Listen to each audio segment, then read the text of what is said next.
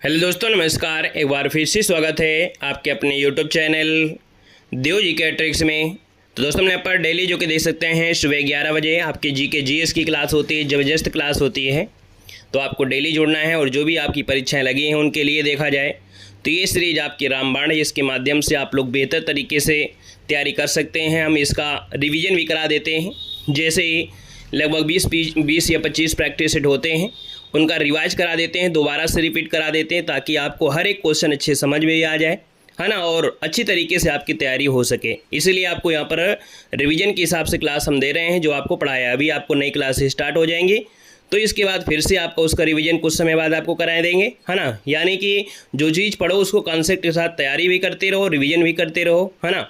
और आप लोग बेसिक थ्योरी पढ़ते रहिएगा, ठीक है। गुड मॉर्निंग सभी को, गुड मॉर्निंग, राधे राधे, जय हर हर महादेव, सभी को जय हिंद, खुश रहिए, ईश्वर सबल बनाए, सभी को गुड मॉर्निंग, सभी को राधे राधे। तो चलिए फिर स्टार्ट करते हैं आज के इस बेहतर सेशन को। सभी लोग लाइक कर दीजिएगा, शेयर कर दीजिएगा, नए हैं तो चैनल को सब्सक्राइब कर लीजिएगा।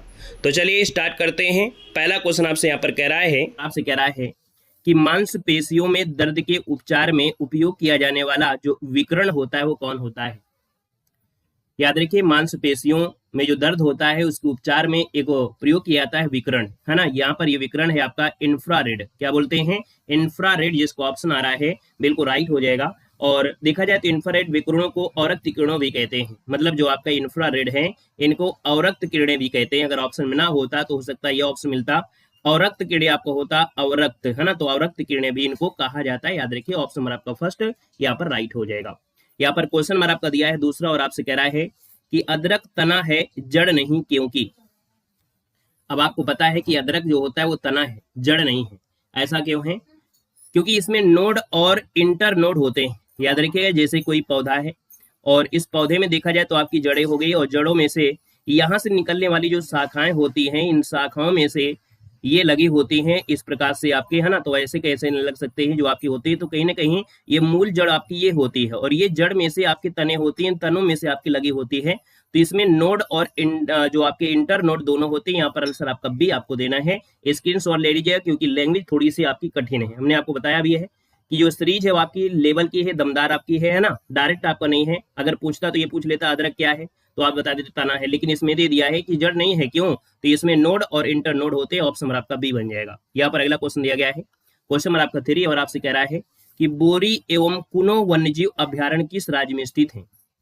3 नंबर दिया और 3 नंबर की बात करते हैं। ये आपका याद रखिए, कुना से आपको याद होगा कि जो अभी जो चीते लाए गए थे, है ना, तो आप कहेंगे सर कुना में ही लाए गए थे, तो इसका आंसर आपका फर्स्ट हो जाएगा कि सर ये जो आपका बोरी वन्यजीव अभ्यारण्य है और आपका कुनो राष्ट्रीय उद्यान है ये दोनों ही मध्य प्रदेश में है।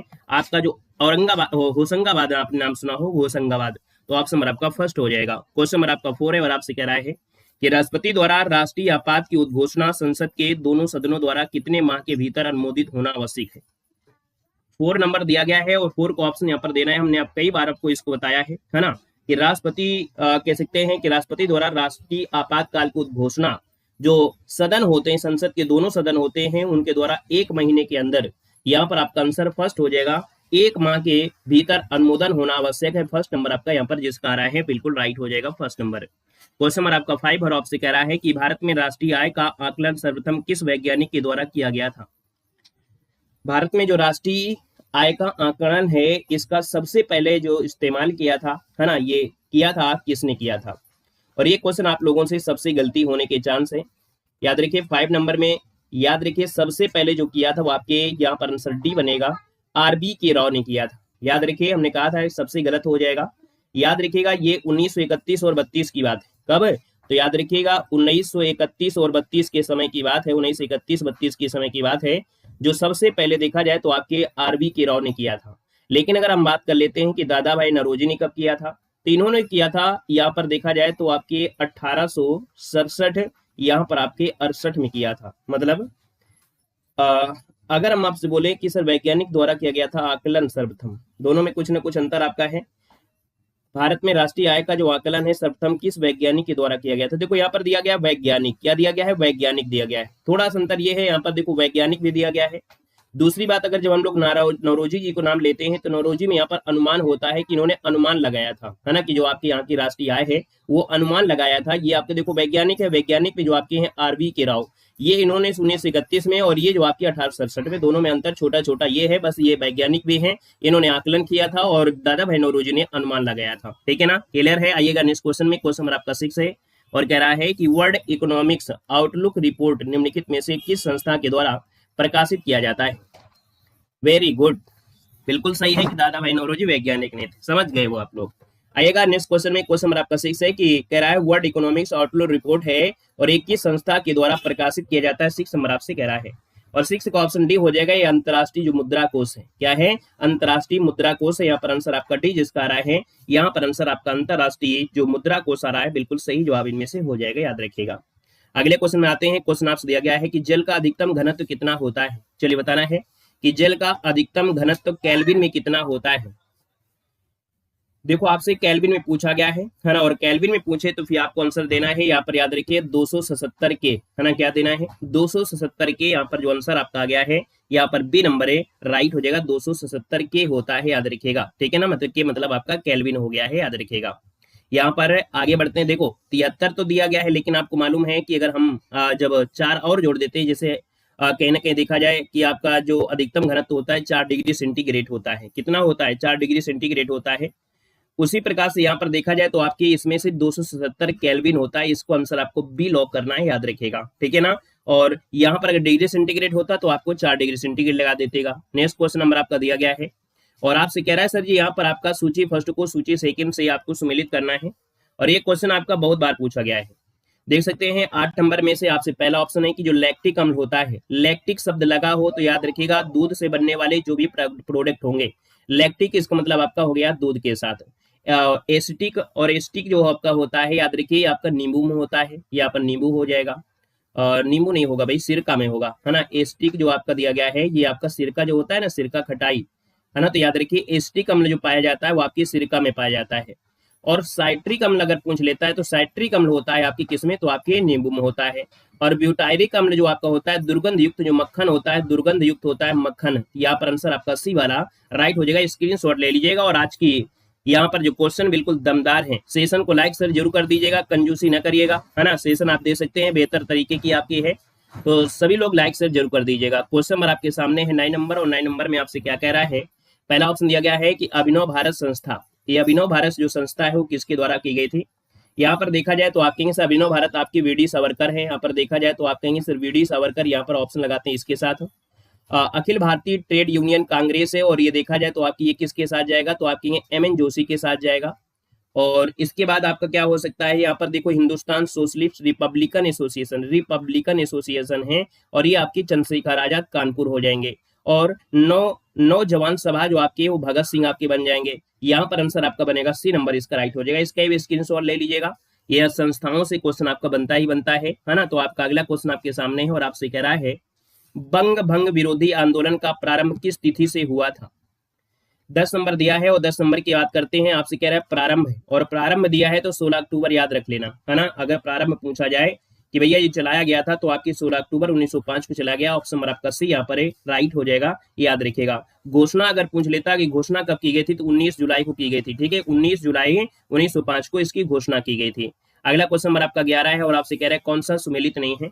11 नंबर में देखिएगा कौन सा सुमेलित नहीं है। पहला ऑप्शन दिया है चंद्रप्रभा, तो आप कहेंगे ये तो उत्तर प्रदेश में चंदौली में है। जायसमंद आपका दिया है राजस्थान, आप कहेंगे भी सही है। करेरा वन्य जीव अभ्यारण्य जो आपका है, करेरा वन्य जीव अभ्यारण्य जो आपका है वो आपकी मध्य प्रदेश में है। इसके बाद आपसे दिया गया है नाहरगढ़ वन्य जीव अभ्यारण्य कहाँ पर है। नाहरगढ़ ये आपको पड़ता है आपके राजस्थान में, जो आपका जयपुर है। तो कहेंगे सर ये आपका पड़ता है जयपुर में पड़ता है, इसका मतलब ऑप्शन नंबर आपका डी यहाँ पर क्या हो जाएगा, गलत हो जाएगा। तो जिसको ऑप्शन आ गया है यहाँ पर डी नंबर है, वो आपका जवाब क्या हो जाएगा, सुमेलित हो जाएगा। ठीक है, मतलब आपका सुमेलित नहीं था, तो इसका आंसर आपका डी बनेगा। क्वेश्चन नंबर आपका 12 है और आपसे कह रहा है यहाँ पर राम राम भाई राम राम, संविधान के किस अनुच्छेद के तहत सर्वोच्च न्यायालय रिट जारी करता है।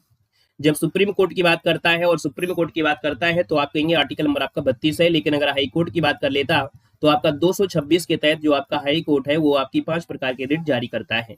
क्वेश्चन नंबर आपका 13 है और 13 नंबर में आपसे कह रहा है, यहाँ पर क्वेश्चन दिया गया है कि हिंदुस्तान रिपब्लिकन एसोसिएशन की स्थापना कहाँ की गई थी।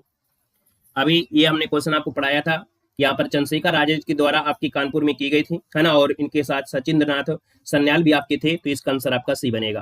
क्वेश्चन नंबर आपका 14 है और आपसे कह रहा है कि कोहरा के समय हम लोग किसके कारण देख नहीं पाते हैं। जब कोहरा होता है तो कोहरा के समय हम लोग नहीं देख पाते हैं, ऐसा क्यों हो।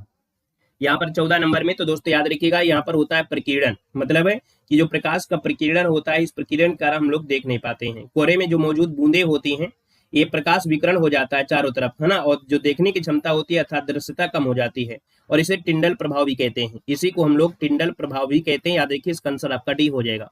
क्वेश्चन नंबर आपका 15 है और आपसे कह रहा है निम्न में से कौन सा एक नाइट्रोजन स्थिरीकरण करने वाला जीव नहीं है।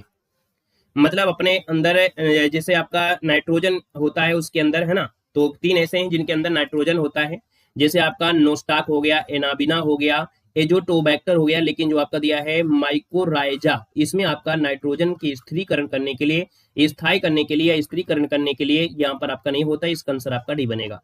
क्वेश्चन नंबर आपका 16 है और आपसे कह रहा है कौन सा सुमेलित नहीं है। अकबर के कार्य दिया गया है और आपसे वर्ष दिया गया है। तो देखिए 16 नंबर में पहला ऑप्शन देखते हैं। पहला ऑप्शन दिया गया है जजिया कर की समाप्ति इन्होंने 64 में किया था, है ना, 1564 में। मजहर की घोषणा आपकी 1579 में किया था। इसके बाद दिया गया है यहाँ पर क्वेश्चन है इलाही संवत की शुरुआत कब की गई थी। तो दोस्तों याद रखिए, संवत की बात करें तो आपको 1583 बताना है, 1583, लेकिन इलाही धर्म जो शुरू किया था वो आपकी 82 में, लेकिन यहाँ पर संवत है और संवत की बात करें तो आपको 1583 देना है। इसका मतलब ऑप्शन आपका सी यहाँ पर गलत हो जाएगा। आएगा नेक्स्ट क्वेश्चन के साथ। नेक्स्ट क्वेश्चन दिया गया है कौन सा आपका सुमेलित नहीं है। 17 नंबर आपके सामने है। क्वेश्चन आप देख सकते हैं कि बिल्कुल सिलेक्टेड आपके हैं। सीरीज को अगर आप देखते रहेंगे तो आपका कैसा भी एग्जाम आ जाए, कैसा भी क्वेश्चन आपका आ जाए, इस सीरीज से बाहर आपको नहीं जाने वाला है। निम्नलिखित में से कौन सुमेलित नहीं है। 17 नंबर में से पहला ऑप्शन देना है। और पहले की अगर बात कर लेते हैं तो आपसे कह रहा है सर यहाँ पर कृष्ण प्रथम, है ना, कृष्ण प्रथम दिया है एलोरा का जो कैलाश मंदिर है। नरसिंह वर्मन प्रथम आपका रथ मंदिर दिया गया है। तो आप कहेंगे सर रथ मंदिर का निर्माण क्या नरसिंह वर्मन प्रथम ने करवाया था। आप कहेंगे सर सेकंड ने करवाया था, मतलब आपके यहाँ से गड़बड़ी है। राज प्रथम आपका बरादेश्वर है, नरसिंह वर्मन प्रथम आपका कांची का कैलाश मंदिर है। ऑप्शन नंबर आपका बी के साथ यहाँ पर आपका चला जाएगा। अगला क्वेश्चन यहाँ पर दिया गया है और आपसे कह रहा है क्वेश्चन नंबर आपका 18 में, यदि किसी निश्चित समय में, है ना, यदि किसी निश्चित समय अवधि में मूल्य और मौद्रिक आय दोगुनी हो जाती है तो वास्तविक आय क्या होती है। यदि किसी निश्चित अवधि में मूल्य और जो मौद्रिक आय है अगर दोगुनी हो जाए तो वास्तविक आय जो होती है वो आपकी क्या होती है। तो वास्तविक आय जो आपकी होती है वो अपवर्तित रहती है। क्या बोल रहे हैं, अपवर्तित रहती है। याद रखिए अपवर्तित आपको देना है। ऑप्शन नंबर आपका सी यहाँ पर राइट हो जाएगा। नोट कर लीजिएगा 18 नंबर में से। यहाँ पर आगे बढ़िएगा। क्वेश्चन आपसे अगला पूछा गया है और अगला क्वेश्चन आपके सामने है। क्वेश्चन नंबर आपकी 19 में कह रहा है कि जिला न्यायाधीशों की नियुक्ति कौन करता है। जो आपके जिले में न्यायाधीश होते हैं, है ना, जो जो जिले से आप जुड़े हैं उस जिले में जो भी न्यायाधीश आपके होते हैं, इनकी जो नियुक्ति की जाती है वो दोस्तों राज्य के राज्यपाल के द्वारा होती है। ऑप्शन नंबर आपका सी हो जाएगा, राज्य के राज्यपाल के द्वारा। बाकी अगर आपसे पूछे कि अगर आपके राज्य की बात कर लेता है तो राज्यों में जो आपकी करते हैं अर्थात राज्यों में होते हैं हाईकोर्ट, और हाईकोर्ट के न्यायाधीशों की नियुक्ति करते हैं राष्ट्रपति करते हैं, ठीक है ना। लेकिन जब आपके जिले की बात करें तो जिले के लिए आपके राज्य के राज्यपाल होते हैं। ऑप्शन नंबर आपका सी हो जाएगा। क्वेश्चन नंबर आपका 20 दिया गया है कि पश्चिमी घाट पर पाई जाने वाली वनस्पति का प्रकार क्या है। ये जो आपका पश्चिमी घाट है, पश्चिमी घाट में जो वनस्पति पाई जाती है वो किस प्रकार की वनस्पति है। याद रखिए ये आपका है, आपसे सदा हरित बोलेंगे। क्या बोलेंगे, यहाँ पर इसको बोलेंगे सदा हरित कह देंगे। यहाँ पर जो आंसर है वो आपका ए नंबर इसका राइट हो जाएगा दोस्तों। सदाबहार वन, पर्णपाती वन और मिश्रित वन। कुण पराग देखा जाए तो आपके इसमें मिश्रित होते हैं, लेकिन यहाँ पर मैक्सिमम हम लोग ऑप्शन आपको फर्स्ट की ओर यहाँ पर ले चलेंगे। अगला क्वेश्चन नंबर आपका 21 दिया गया और आपसे कह रहा है निम्नलिखित में से किस शासक ने वातापी कोड की उपाधि धारण किया था। वातापी कोड की जो उपाधि धारण किया किसने किया था। राजेंद्र प्रथम, पुलकेशन द्वितीय, राजराज प्रथम या नरसिंह वर्मन प्रथम। 21 नंबर दिया है और 21 का जो ऑप्शन बनेगा यहाँ पर आंसर आपका डी हो जाएगा। याद रखिए ये आपकी जो नरसिंह वर्मन प्रथम थे, कौन, नरसिंह वर्मन प्रथम ने याद रखिए वातापी कुंड की उपाधि धारण किया था, है ना। और वातापी कुंड मतलब होता है वातापी का विजेता, इसका मतलब होता है वातापी का विजेता होता है। और ये पल्लव राजा थे, ये जो नरसिंह वर्मन प्रथम थे ये पल्लव राजा थे। ऑप्शन नंबर आपका डी हो जाएगा। क्वेश्चन नंबर आपका दिया है 22 और आपसे कह रहा है कि 1857 की क्रांति के ठीक बाद कौन सा विद्रोह हुआ था। हमने आपको ये जो विद्रोह हुए थे, है ना, 1857 के पहले के विद्रोह और 1857 के बाद के विद्रोह के लिए हमने एक वीडियो बना दिया है, उसको आप लोग जरूर देख लीजिएगा। और यहाँ पर 22 नंबर में अगर हम बात करते तो ये आपका नील विद्रोह हुआ था, ठीक है, नील विद्रोह हुआ था।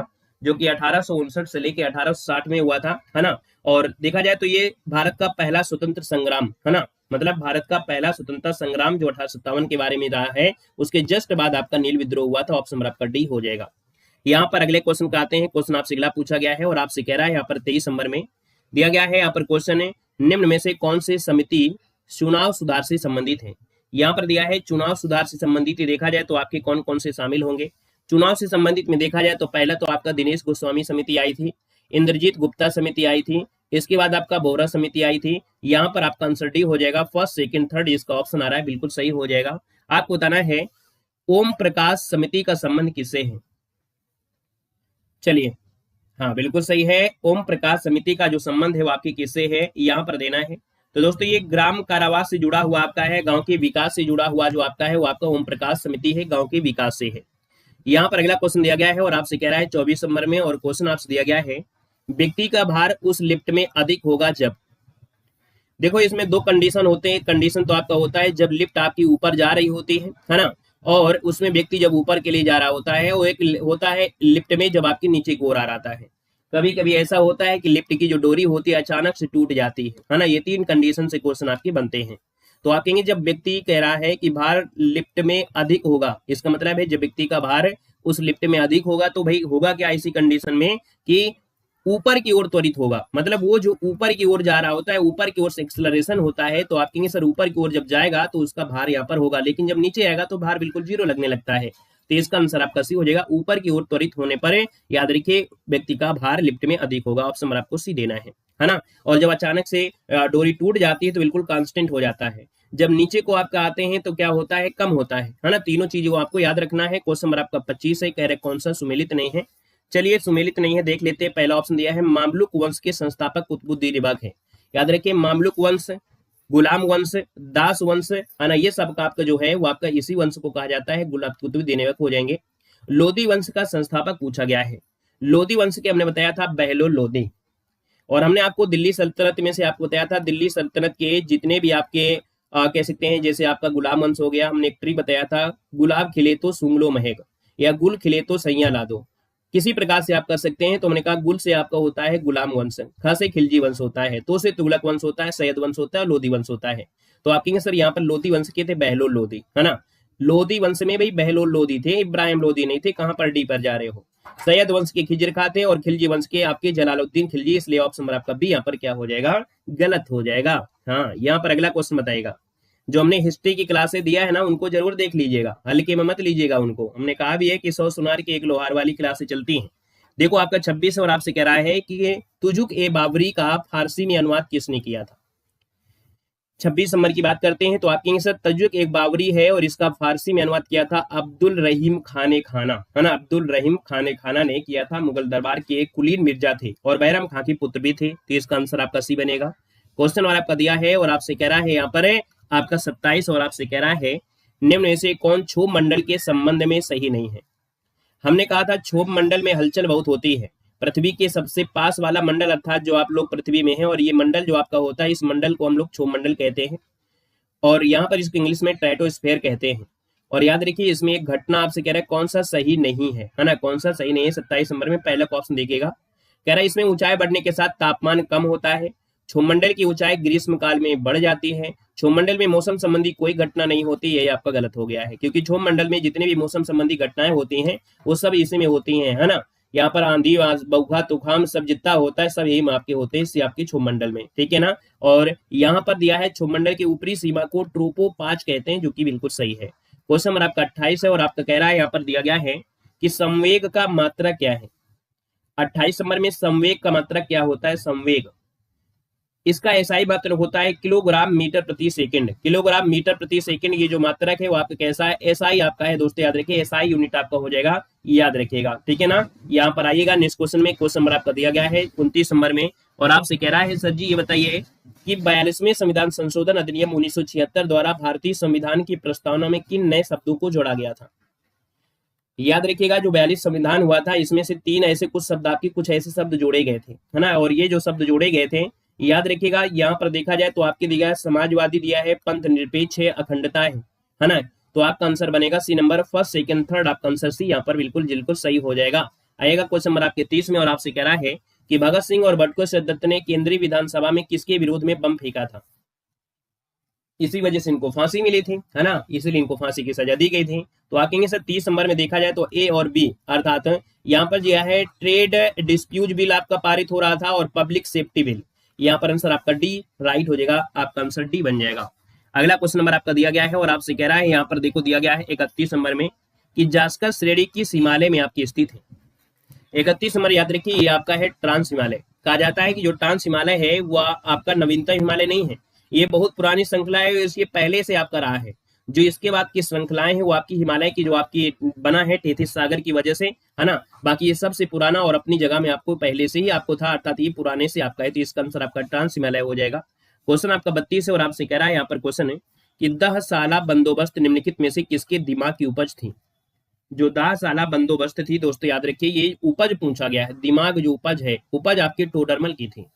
क्या बताएंगे? टोडरमल बताना है, अकबर मत बता देना भाई, यहाँ पर उपज पूछा गया है और उपज दिया है तो आप कहेंगे सर यहाँ पर टोडरमल हो जाएगा। क्वेश्चन नंबर आपका 33 है और आपसे कह रहा है कि दची ग्राम राष्ट्रीय उद्यान निम्नलिखित में से किस वन्य जीव के लिए आपका प्रसिद्ध है? 33 नंबर की बात करते हैं। दची ग्राम जो आपका है इसमें हंगुल पाए जाते हैं। हंगुल या इन्हीं को हम लोग कश्मीरी हिरण कहते हैं। क्या बोलेंगे? हंगुल या कश्मीरी हिरण के घर के रूप में जाना जाता है। दची ग्राम पूरे साल खुला रहता है। घूमने के लिए सबसे अच्छा जो महीना होता है अप्रैल से, आप लोग अप्रैल से अगस्त के बीच आप लोग जा सकते हैं। वहां पर एक हवाई अड्डा भी है, निकटतम हवाई अड्डा श्रीनगर है, तो वहां पर आप लोग जा सकते हैं, है ना। कश्मीरी हिरण आपको मिलेंगे यहीं पर। क्वेश्चन नंबर आपका 34 है और आपसे यहाँ पर दिया गया है कि सभी प्रकार की सरकारी आय और व्यय निम्नलिखित में से किसमें जाते हैं? सभी प्रकार के जो सरकारी आय हैं और व्यय हैं ये जो जाते हैं वो किसमें जाते हैं? 34 नंबर में। याद रखिए जो भारतीय समेकित निधि है ना, भारतीय समेकित निधि है, इसके अलावा जन खाता निधि और आकस्मिक निधि में आपके होते हैं, लेकिन यहाँ पर मुख्य रूप से जो आपका है वो भारतीय समेकित निधि, इसका जो आंसर है आपको डी देना है। यहाँ पर अगला क्वेश्चन दिया गया है और कह रहा है कि रक्त के वर्गीकरण का सिद्धांत किसने दिया था? 35 नंबर दिया है और 35 नंबर की अगर बात करते हैं तो आपका जो आंसर हो जाएगा, रक्त का वर्गीकरण किया था लॉर्ड जो आपके कह सकते हैं लैंड स्टीनर है ना, लैंड स्टीनर है। यहाँ पर आंसर आपका सी इसका राइट हो जाएगा, स्टीनर बनेगा। क्वेश्चन नंबर आपका 36 है और आपसे कह रहा है किसी प्रिज्म से गुजरने पर कौन से रंग की प्रकाश किरण सबसे अधिक अपवर्तित होती है? याद रखिए जो सबसे ज्यादा अपवर्तित होती है वो बैंगनी होती है, अर्थात जो ज्यादा फैलती है वो आपकी बैंगनी रंग होती है। कुल मिला के यहाँ पर कह सकते हैं कि सबसे ज्यादा अपवर्तित होती है बैंगनी रंग होती है। और ऐसा इसलिए होता है क्योंकि बैंगनी रंग की तरंग दैर्घ्य सबसे कम होती है। तो जिसकी तरंग दैर्घ्य सबसे क्या होती कम, यहाँ पर कहेंगे सर यहाँ पर जो तरंग दैर्घ्य आपका होता है लेमडा, तो ये क्या होता है कम होता है, और वहीं पर लाल रंग की क्या होती है ज्यादा होती है। नेक्स्ट क्वेश्चन दिया गया है, क्वेश्चन नंबर आपका दिया है आपके सामने और आपके दिया है क्वेश्चन में क्या दिया गया है देखिएगा। हाँ, क्वेश्चन नंबर आपका 37 आ गया और आपसे कह रहा है यहाँ पर क्वेश्चन है कि कांग्रेस की उत्पत्ति के संबंध में सेफ्टी वाल्व का सिद्धांत निम्नलिखित में से किसने दिया था? मतलब ये कहा गया कि जो कांग्रेस की उत्पत्ति है एक प्रकार से सेफ्टी वाल्व की तरह है ना, और ये जो सिद्धांत दिया था वो बिपिन चंद्र ने दिया था। यहाँ पर जो 37 नंबर है, 37 का जो ऑप्शन है यहाँ पर आपका आंसर क्या हो जाएगा? 37 नंबर में बिपिन चंद्र के साथ साथ और भी आपके कोई थे क्या इसमें से? बिपिन चंद्र माना जाएगा या और कुछ माना जाएगा? एक बार सभी लोग बताइएगा। ये सिद्धांत लाला लाजपत राय भी तो हो सकते हैं, तो इस क्वेश्चन को थोड़ा सोच समझकर ही जवाब देना पड़ेगा। चलो इस क्वेश्चन में जो हमको सही उत्तर लगाना है वो किस पर लगाएंगे? बेस्ट आंसर जो आपका होगा वो उनमें किस पर हम लगाएंगे, क्योंकि दोनों ऑप्शन में आपको दिए गए हैं और दोनों ऑप्शन में जब होता है तो फिर ऐसी विचारधारा जो आपकी आती है वो किसके लिए आप पर आती है। तो दोस्तों यहाँ पर ऑप्शन आपको डी देना है ना। आपका बेस्ट ऑप्शन यहाँ पर डी आ गया। मतलब आप जब भी कभी ऐसा आए तो आपको प्राथमिकता जो देनी है वो आपको देना है, ए को देना है। बाकी बिपिन चंद्रपाल भी होंगे, लेकिन इसका जो आपका आंसर देना है जब ऐसी स्थिति आए तो आपको ऑप्शन नंबर डी आपको लगा देना है, याद रखिएगा, ठीक है। यहाँ पर आंसर आपको डी देना है। आएगा नेक्स्ट क्वेश्चन में, क्वेश्चन नंबर आपका 38 है और आपसे यहाँ पर दिया गया है कि पौधे के किस भाग में प्रकाश संश्लेषण होता है? देखिए प्रकाश संश्लेषण होता है और जब प्रकाश संश्लेषण होता है तो इसमें क्या होता है, पौधे में से आपको पौधे को भोजन मिलता है और आपको उसी से ऑक्सीजन मिलती है। आप कहेंगे सर प्रकाश संश्लेषण मुख्य रूप से पत्तियों में होता है ना, किसमें? पत्तियों में होता है। और जब पत्तियों में होता है तो आप कहेंगे पत्तियों में पाया जाता है क्लोरोप्लास्ट। क्या पाया जाता है? क्लोरोप्लास्ट होता है। इसलिए आपका आंसर देना है सी नंबर है, राइट हो जाएगा। जो हरे पौधे, तने, हरी शाखाओं से, ये सब आपकी इसी में है। क्वेश्चन नंबर आपको 39 है और आपसे कह रहा है कि भारत छोड़ो आंदोलन के दौरान स्थापित समानांतर सरकारों में से सबसे ज्यादा समय तक रहने वाली सरकार कौन थी? दोस्तों याद रखिए, सबसे ज्यादा समय तक रहने वाली सरकार जो थी, सतारा में सरकार बनी थी, है ना। सतारा में बनी सरकार जो आपकी समानांतर सरकार सबसे लंबी समय तक चली थी, ये 1943 में बनी थी और 1945 तक चली थी। मतलब 43 से लेके 45 तक आपकी समानांतर सरकारें यहाँ पर चली थी। और इस सरकार के नेता जो थे YV चौहान और आपके नाना पाटिल थे। तो इसका आंसर आपका सी राइट हो जाएगा। क्वेश्चन नंबर आपका 45 है। प्रजापति उत्तर वैदिक काल में किसके प्रमुख देवता थे? जो प्रजापति हैं ये उत्तर वैदिक काल की बात करते हैं, तो ये जो देवता हुआ करते थे ये किसके देवता होते थे? तो आप कहेंगे सर ये आपके सृजन के देवता है। सृजन मतलब उत्पत्ति होती है, तो आप कहेंगे सर्वोच्च देवता इनको माना जाता था, है ना। और ये ब्रह्मा के पुत्र थे, सृष्टिकर्ता माने जाते हैं इनको। प्रजापति को निर्माता के नाम से भी जानते हैं। यहाँ पर आंसर आपका डी बनेगा। क्वेश्चन नंबर आपके 41 है और आपसे कह रहा है कि जैन धर्म के 5 महाव्रतों में से निम्नलिखित में से कौन सा नहीं है? जो भी नया क्वेश्चन मिलता जाए उसको स्क्रीनशॉट लेते चलिएगा, नोट्स बनाते हुए चलिएगा। ऐसे कोई फायदा नहीं होगा, ऐसे तो रट्टा मारना है कि आ गए और टाइम अपना दे दिया आधा घंटा का, कोई फायदा नहीं होगा। जैसे नया क्वेश्चन आपको मिले स्क्रीनशॉट लीजिए, उसमें वन लाइनर क्वेश्चन या आप आंसर केवल लेकर लीजिएगा। क्वेश्चन डालिएगा जैन धर्म के 5 महाव्रतों में से कौन सा नहीं है। तो यहाँ पर देखो आपको सीधा सीधा क्या करना है, वन लाइनर ही क्वेश्चन आपको करते चलना है। 41 नंबर में याद रखिएगा, आपका जो रहस्यवाद ही आपका नहीं आता है। बाकी यहाँ पर देखा जाए तो आपके जैन धर्म के जो 5 व्रत हैं, तो आपकी सत्य, हिंसा, अशौर्य, है ना, अचौर्य, शील और अपरिग्रह, ये 5 महाव्रत आपके हैं। तो इसका आंसर आपका डी हो जाएगा। क्वेश्चन नंबर आपका 42 है और आपसे कह रहा है कि शेख सलीम चिश्ती किस शासक के समकालीन थे? शेख सलीम चिश्ती है और आप कहेंगे सर अकबर से जुड़े हैं। मुगल सम्राट अकबर के समकालीन थे। 71 से लेकर 85 तक शासन किया था। यहाँ पर अगला क्वेश्चन नंबर आपका दिया गया है 43 नंबर में और आपसे कह रहा है बौद्ध धर्म के संघ संबंधी नियम और आचरण किस पुस्तक में आपके संग्रहित है? याद रखिए जो आपका विनय पिटक है ना, क्या है, विनय पिटक है। तो हमने कहा सर यहाँ पर जो विनय पिटक है इसमें बौद्ध धर्म के संबंध में नियम जो आपके आचरण है वो आपको मिलेंगे विनय पिटक। ऑप्शन नंबर आपका फर्स्ट हो जाएगा। क्वेश्चन नंबर आपका 44 है और आपसे कह रहा है कि भारत में परमाणु ऊर्जा आयोग की स्थापना किस वर्ष हुई थी? भारत में परमाणु ऊर्जा आयोग जो आपका आया था 1948 में आया था, 3 अगस्त 1948, जिसको ऑप्शन है बिल्कुल राइट हो जाएगा। एटॉमिक एनर्जी आपका जो है ये आपका है आपका 1948।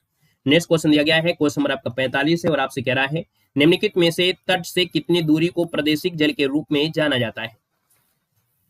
आपके समुद्री जो किनारे में आपके राज्य हैं और उस राज्य से अगर दूरी पूछे हैं तो उसमें जो अधिकार होता है वो कुल मिला के देखा जाए तो वो अधिकार होता है 12 समुद्री मील। कितना होता है? तो 12 समुद्री मील आपका अधिकार होता है, अर्थात प्रादेशिक जल सीमा आपकी होती है 12 समुद्री मील। कभी कभी आप देखते हैं कि जो मछुआरे होते हैं कहीं पाकिस्तान पहुंच जाते हैं, कहीं चाइना पहुंच जाते हैं। अगर अपने बॉर्डर से अगर आगे चले गए तो फिर भैया उनके अधिकार में कुछ नहीं होता है, जो चाइना ले जाएगा तो अपना जो भी करे, है ना। तो ये समुद्री मील आपकी होती है, 12 समुद्री मील तक उसका अधिकार होता है बस। यहाँ पर देखा जाए तो आप मतलब कह सकते हैं कि यह किसी देश के भूभाग का हिस्सा होता है, ये कह सकते हैं। क्वेश्चन नंबर आपका दिया है 46 और आपसे कह रहा है वीर भूमि किसकी समाधि स्थल है? याद रखिए वीर भूमि में जो आपके राजीव गांधी थे, है ना। याद रखिए जो भारत के पूर्व प्रधानमंत्री थे आपके राजीव गांधी की समाधि जो आपकी है वो आपको फर्स्ट नंबर आपका राइट हो जाएगा। क्वेश्चन नंबर आपका 47 और आपसे कह रहा है निम्न में से कौन सी श्रृंखला द्वितीयक रंगों की है? मतलब द्वितीयक रंगे कौन होते हैं? द्वितीयक रंग में आपके आते हैं पीकॉक, पीला और नीला और मैजेंटा आते हैं, है ना। लाल, हरा, नीला जो आपके होती है प्राथमिक होते हैं और आपकी टीवी में मात्र 3 ही रंग होते हैं, है ना। और इन 3 रंगों से ही मिलाकर ये मिक्स होते हैं। ये द्वितीय रंग पूछा है भाई, प्राथमिक कैसे पूछ लिया। मतलब द्वितीयक रंग को हम लोग कहते हैं नारंगी, हरा और बैंगनी, ये कह सकते हैं, ठीक है ना। तो इसका आंसर आपको बी यहाँ पर देना है, याद रखिएगा। क्वेश्चन नंबर आपसे अगला पूछा गया है और आपके सामने यहाँ पर क्वेश्चन आ गया है। क्या दिया गया है देखना पड़ेगा। क्वेश्चन नंबर में थोड़ा सा छोटा कर लेते हैं। आपके सामने एक क्वेश्चन दिया गया है कैथोड किरणों से जुड़ा है। क्या दिया गया है? हाँ बिल्कुल सही है। यहाँ पर देखो क्वेश्चन नंबर आपका 48 है और 48 में से आपसे जो आप कह रहा है निम्नलिखित में से कौन कैथोड किरण का गुण नहीं है? चलिए बताइएगा कि कैथोड किरण है इसका गुण कौन सा नहीं होता 48 में। आप कहेंगे सर कैथोड किरणें अदृश्य होती हैं, ये फोटोग्राफिक प्लेट को प्रभावित करती हैं, इनकी वेदन क्षमता उच्च होती है। देखो 48 नंबर में जो आपकी कैथोड किरणें होती हैं इनकी वेदन क्षमता उच्च नहीं होती, यही आपका निगेटिव हो जाएगा, ये आपका गलत हो जाएगा। ऑप्शन नंबर आपका सी हो जाएगा। क्वेश्चन नंबर आपका दिया है 49 में और आपसे कह रहा है राष्ट्रीय आपात की उद्घोषणा राष्ट्रपति कर सकता है। देखो राष्ट्रीय आपातकाल की अगर घोषणा अगर राष्ट्रपति कर सकता है तो कैसे कर सकता है? क्या अपने मन से? नहीं। यहाँ पर देखा जाए तो आप कहेंगे सर यहाँ पर देखा जाए तो आपके मंत्रिमंडल के लिखित सलाह पर, जब मंत्रिमंडल लिखित सलाह देगी तभी यहाँ पर राष्ट्रपति घोषणा कर सकते हैं। ऑप्शन नंबर आपको डी यहाँ पर राइट करना है। क्वेश्चन नंबर आपका दिया गया है आपसे 50 में, और 50 आपसे क्या कह रहा है, क्वेश्चन को पूरा देखना पड़ेगा। और क्वेश्चन में से आपसे कह रहा है कि राष्ट्रपति की जो संवैधानिक स्थिति के बारे में कौन सा कथन सही दिया गया है। देखिए 50 नंबर में कि राष्ट्रपति की संवैधानिक स्थिति के बारे में कौन सा कथन सही है। राष्ट्रपति राष्ट्र का प्रतिनिधित्व करता है किंतु राष्ट्र का शासन नहीं, है ना। वह राष्ट्र का प्रतिनिधित्व करता है और शासन भी करता है। यहाँ पर वह राष्ट्र का प्रतिनिधित्व नहीं करता है। देखो यहाँ तो गलत हो गया और ये भी आपका गलत हो जाएगा क्योंकि शासन ये नहीं करेगा। पहला ऑप्शन हो जाएगा राष्ट्रपति राष्ट्र का प्रतिनिधित्व करता है किंतु राष्ट्र का शासन नहीं करता है ना। आपके वो जो प्रधानमंत्री काम किस काम के आएंगे, तो यहाँ पर आंसर आपका फर्स्ट यहाँ पर राइट हो जाएगा। तो देख सकते हैं कि टॉप 50 क्वेश्चन आपके किस प्रकार से हमने कंप्लीट किया। समय भी आपको देखो नहीं लेते हैं, जितना ज्यादा से ज्यादा आपको जानकारी हो सकती है वो जानकारी आपको उपलब्ध कराते हैं, है ना। और यहाँ पर क्वेश्चन का लेवल आप देख सकते हैं बिल्कुल जबरदस्त होता है। हमने कहा कसम खा लीजिएगा कि इस सीरीज को आपको पूरा करना है। जब तक ये सीरीज चल रही है ये समझ लीजिएगा कि आपको जीके बिल्कुल मजबूत होगी। थोड़ा बहुत आप बेसिक पढ़ते रहेगा, किताबों से हमने कहा है कोई भी किताब आपके पास हो उसे पढ़ते रहेगा, है ना। और पढ़ते रहेंगे और डेली क्लास इसी प्रकार से लगाते रहेंगे और ऐसे क्वेश्चन को लगाते रहेंगे। हम कहते हैं कि आप पेपर में जब बैठ के देखेंगे, चाहे आपका आरओ एग्जाम हो, थोड़ा सा हाई लेवल के एग्जाम में भी, तो कोई दिक्कत नहीं होगा, है ना। सब आपको यहीं से देखने को मिल जाएंगे। ठीक है, सेशन को लाइक कर दीजिएगा। पहली बार जुड़े हैं तो चैनल को सब्सक्राइब कर लीजिएगा। मिलते हैं